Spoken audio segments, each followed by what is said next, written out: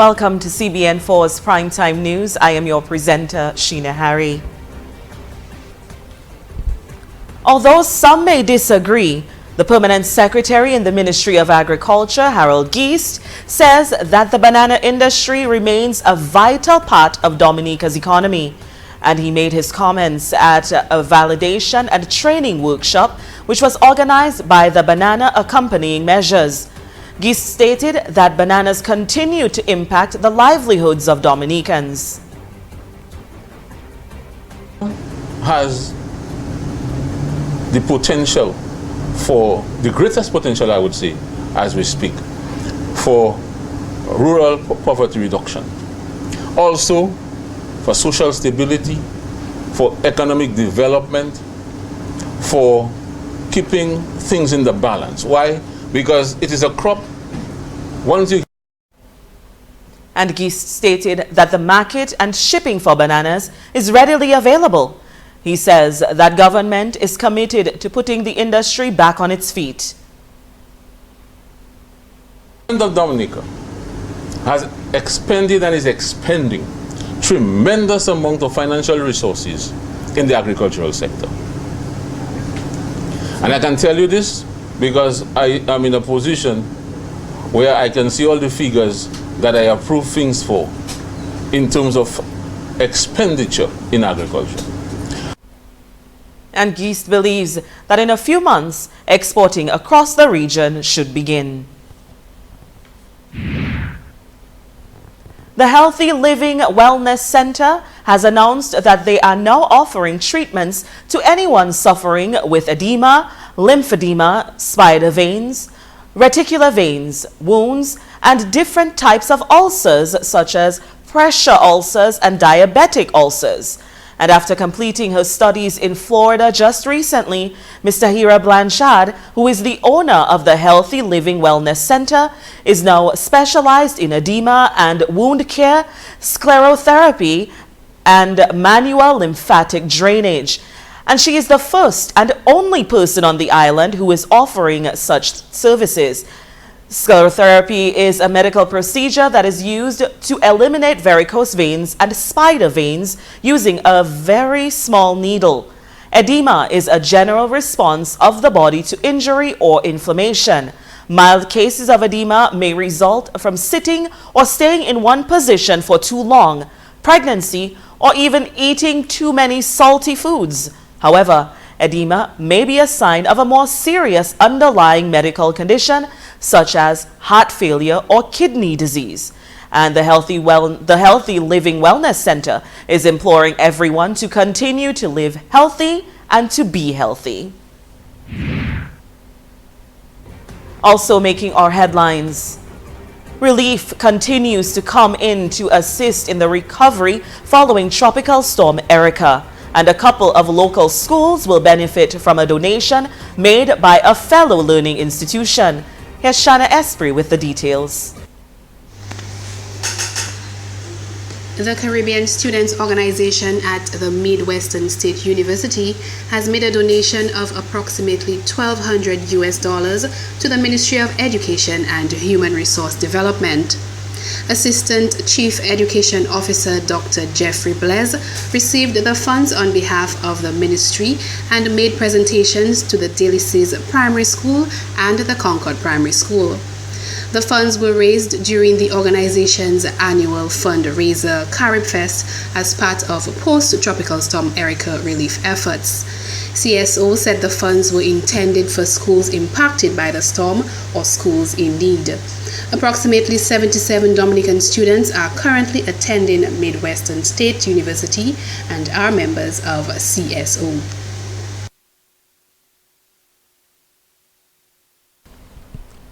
Prime Minister Roosevelt Skerrit has welcomed the newly appointed U.S. Ambassador to Barbados and the Eastern Caribbean, Linda Tagliatella, and she has been on the island. During his brief meeting with her, the Prime Minister said the government is prepared to work with her on mutual interests. My predecessor had a very good and warm relationship with the government of Dominica, and I hope to follow in his footsteps. I would certainly like to build on the relationship we have and to strengthen it in various areas. And according to Skerrit, the United States training for police officers is important in fighting the increasingly challenging issue of drug trafficking. Skerrit also stated that he is looking forward to continued cooperation in that regard, which will be further discussed during the meeting with the new ambassador and the Minister of National Security, Rayburn Blackmore. And meanwhile, Tagliatella said that she is pleased to be here on our island. We've had a long-standing relationship with the United States, spanning several decades. We are allies in the fight against drug trafficking in particular. It is something that Dominica stand in total solidarity with the United States. We're working with agencies at all levels in the various areas of cooperation. The U.S. is instrumental in the provision of support, material support, training. You are one of the biggest sponsor of training programs for the police by far, and that is very useful in equipping the police officers with new skills. Larry Palmer served as ambassador of the United States of America to Barbados and the Eastern Caribbean for the last 4 years.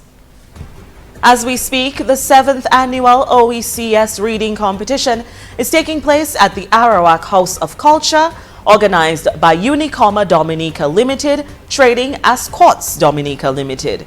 As Literacy Week is marked across the island, the competition is geared toward promoting literacy and creating a fun-filled way to encourage reading.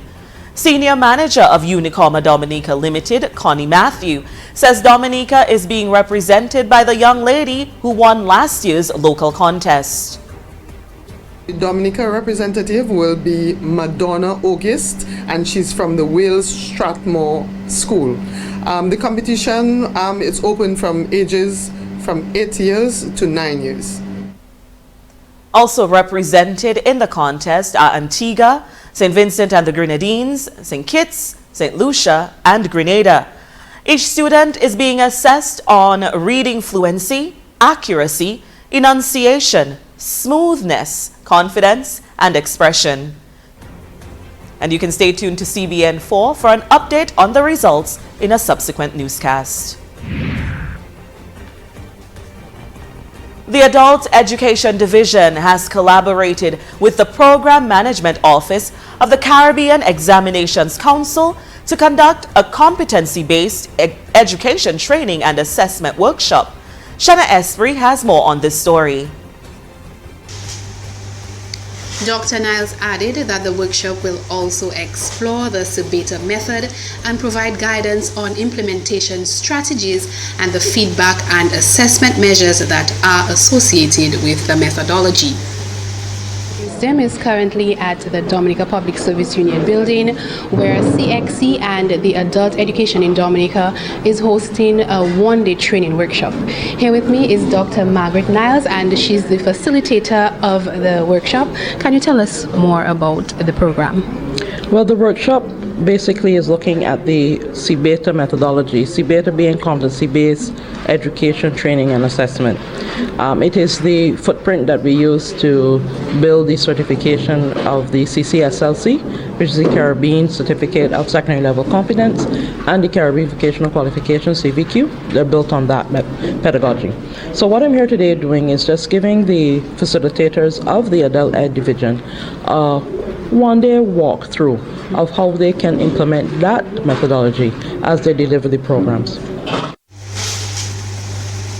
Dr. Niles added that the workshop will also explore the Sebeta method and provide guidance on implementation strategies and the feedback and assessment measures that are associated with the methodology. The workshop is designed to assist those institutions that are offering the CCSLC in understanding their roles and responsibilities as they relate to the delivery of Sebeta for the certification. Niles explained that focus was placed on the concepts that underpin CBETA, as well as the significant changes in the development and administration of modularized unit-based programs that are required for this approach to instruction. There are some strategies and techniques that they will be able to employ as they teach their adult students. And it's critical because adults learn very differently from how the in-school population does. So it's going to be a very interactive session, but basically what they're taking out of it is how they can make their lessons stronger and more appreciative for the adult learner. And why did CXC and the adult delegation see the need to have such a workshop? And that was Shana Esprit reporting. Also in our news, the Director of Student Services at the Dominica State College, Edgar Hunter, says although the pageant was a success, there are areas in need of improvement. And Hunter stated that one of the weaknesses they have identified is the issue of chaperones. What we have decided at the State College that during the summer we'll put on a specific workshop for chaperones of beauty pageants in Dominica. So that's one of our action we decided on our review. Secondly, Hunter also encouraged students interested in competing for the Miss DSC Mass Jamboree 2017 to begin registering early so that the preparation process can begin. And this year's winner, Christine Tavernier, copped awards for Miss Intelligence, Best Performing Talent, and Best in Swimwear. And you can tune in to Insights here on CBN4 as Tavernier speaks of her experience in the competition. Journalists may be held to a different standard than others, but one veteran in the business says that that should not scare aspiring journalists. Here's Larry LaRocque. Veteran journalist Matt Peltier is urging journalists, especially the young ones, not to be intimidated by individuals while carrying out their duties. Peltier made the statements on the heels of him being threatened. I just continue to do what I do on a day-to-day basis and report truth to power. That's who I am. I've always been that way. I've been doing this for, a little over 20 years now, and nothing will change. The worst fear is fear itself, and I just want to encourage young person like yourself, just get in the media, those things will come, but just remain resolute. As long as you're speaking the truth, my brother, and your conscience is clear about what you're reporting, and you don't libel or slander anybody, just keep doing what you're doing.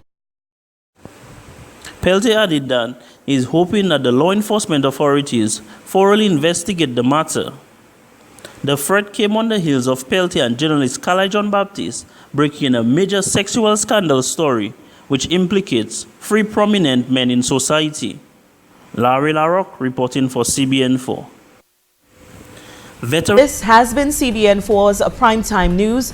Don't forget, you can always check us out on cbn4.com to stay up to date, or visit us on Facebook, on Twitter, or on Instagram. But until next time, once again, I am your presenter, Sheena Harry. Coming up next, the Sports Report with Ali and Christopher.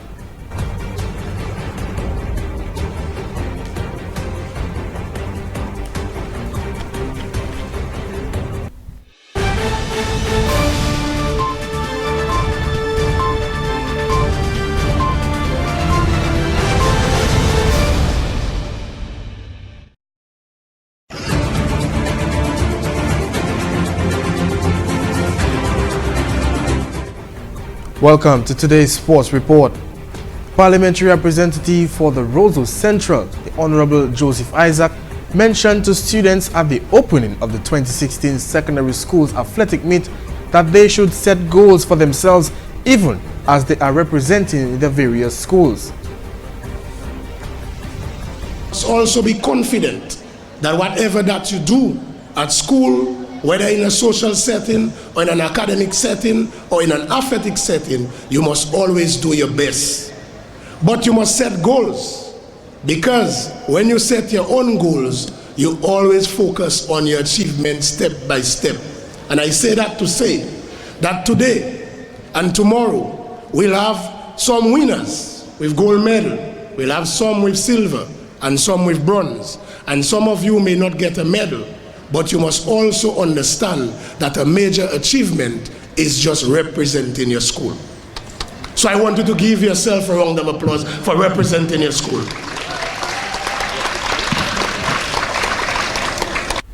Joseph Isaac continued in encouraging the students to maintain their confidence as one day they could become the future stars of Dominica's athletics. You must also view yourself as the future of Dominica's sports, the future of Dominica's business sector, the future of Dominica's politics, and the future of Dominica's social development for us. Because today you stand here as a youth, but tomorrow you will one day become one of Dominica's world-class athletes. I'm telling you, I'm confident that that will happen among you there today. So every day you pass and you go to school and you meet your neighbors, I want you to dream. I want you to have confidence in yourself. I want you to understand that your talent is here and you can develop yourself. By what you do, you need to practice. You need to have confidence. You need to also respect your coach, respect your teachers, because it is they who can actually put you in the right direction. The sports division was highly recognized by the PAL rep of the Roseau Central in organizing these sporting activities year upon year. At the end of day one in the 2016 secondary schools athletics meet at the Windsor Park Sports Stadium, defending champions, the Pierre Charles Secondary School, have a lot of making up to do as the Dominica Grammar School leads the point standings with 71 points in the boys category. The Northeast Comprehensive School are 9 points behind in second place with 62 points. The ITSS are third with 39, while the defending champions are fourth with 28 points. Portsmouth Secondary School are 1 point behind the defending champions, and St. Mary's Academy in sixth position with 23 points. The Dominica State College, Castleboro Secondary, and the Goodwill Secondary are the three schools which make up the remaining in boys category. The Dominica State College are on 22 points, closely followed by Castleboro Secondary School with 21 and the Goodwill Secondary with 13. Meanwhile, in the girls category, the Dominica Grammar School are still ahead. They have wrapped up a total of 57 points. The Dominica Grammar School have tough competition though from the Northeast Comprehensive School, who have 55 points. The Dominica State College girls have shown better form than the boys. They are third with 45 points and the Portsmouth Secondary School fourth with 35 points. The Pierre Charles Secondary School girls have a total of 33 points, while the Castleboro Secondary have 32 and the Isaiah Thomas Secondary have 29. Convent High School occupies 8th position with 23 points, and the Goodwill Secondary and the St. Martin Secondary School occupies the bottom position with 8 and 4 points respectively. Overall, the Dominica Grammar School are in the lead with 128 points, Northeast 117, and the Isaiah Thomas Secondary 68. Defending champions, the Pierre Charles Secondary, are 6th with 61 points. And a call has been made for improved spectatorship at the school sporting events by Sports Coordinator Trevor Shillingford and Permanent Secretary in the Ministry of Sports, Mandra Fagan. Mandra Fagan and the Sports Coordinator in the Ministry of Sports, Trevor Shillingford, said that there is great concern for support in the sports of athletics. We would really love to have had the various schools send in representation from the various schools to support the students on the track. It is early in the meet, and we do hope come later afternoon we will see some level of spectatorship coming from the various schools.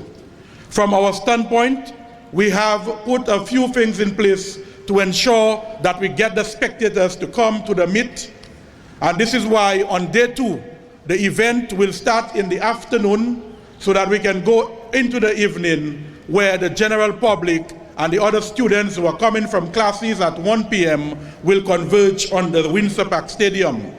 We hope that they will grab this opportunity and come out here to ensure that they give you this extra motivation to continue to perform at the highest level.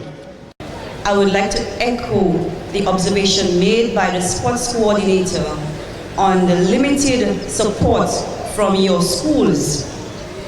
I want to add to that we would like to see greater support from your family, your parents, and your friends, because we can't just leave the development of our youth to the schools. We as parents have to play a greater role in supporting our students in their development. So parents, I would like to call on you to come out and support your children at these games. And that was Permanent Secretary in the Ministry of Youth and Sports, Manja Fagan, and before her, Sports Coordinator Trevor Shillingford. West Indies all-rounder Andre Russell has missed 3 doping tests within a 12-month period, according to the Jamaica Anti-Doping Commission, JADCO. 3 missed tests equates to a failed drug test under doping laws, and it means the 27-year-old is facing a ban. Russell is in the West Indies squad for the World 2020, which starts in India next week. The World Anti-Doping Agency rule says athletes must tell their local anti-doping agency where they will be for at least 1 hour each day, so they are available for testing. Russell last month helped Islamabad United win the Pakistan Super League and was named man of the tournament. He also plays for the Kolkata Knight Riders in the Indian Premier League, featured for Sydney Thunder in Australia's Big Bash League, and Nottinghamshire have held talks with the view of signing the player for the season's T20 Blast tournament. And West Indies head coach Phil Simmons says his players will use the warm-up matches against English County Warwickshire this weekend to work on their fielding in preparation for the T20 World Cup starting next week. West Indies start a 2-match series against Warwickshire on Friday after thrashing Zimbabwe 2-0 in a similar series which ended on Monday. Simmons says he is confident West Indies fielders can once again drive fear in the hearts of opposing batsmen. I think it's a case of making sure that we get that standard where people are afraid of us in the field, and we have the capability, that we have the players who can show that sort of put that fear into other people in the field. I think we as a unit have to make sure that everybody's doing their job, and if we can get it to that stage by the 16th, then people in for a shock. Okay, cool. The Caribbean side displayed solid batting in their confidence-boosting warm-up victories against Zimbabwe. However, Simmons expressed some reservations about their fielding, especially during their final match against the Zimbabweans, where catches were dropped. We're just looking to turn things up a little bit more. I had 1% every game, and there's few things we didn't do well. I think we still need to make sure that we in the field, that we getting to the ball and we hitting stumps and things like that. We dropped a few catches again today, so I know the lights here are not the best, but we've got to make sure that we're doing everything right by the time we leave here. So the 2 warm-up games in India are just to sharpen up for the tournament. So I think Warwickshire is for us to get a little bit sharper and a little bit sharper in the 2 games. The former West Indies all-rounder says he was impressed with the unbeaten century stand for the first wicket between Johnson Charles and Andre Fletcher, which led them to a 10-wicket victory against Zimbabwe. He says competition for Chris Gale's opening spot is healthy for the regional side. So it's a much better wicket than 2 days ago, and they showed what they're capable of doing, and they're both in a way fighting for a spot as Chris Gale has to come in. So it's good for them to show what they have, and for us to know, well, look, even if Chris is not there, we still have people who can do the job up top. West Indies are also scheduled to play warm-up matches against India and Australia next week. And that concludes the Primetime Sport Report for today. For more information on our stories, feel free to visit our website at cbn4.com. We also have a Facebook page. Log on and like us, and all our stories you will see. From now, I am Alien Christopher saying goodbye.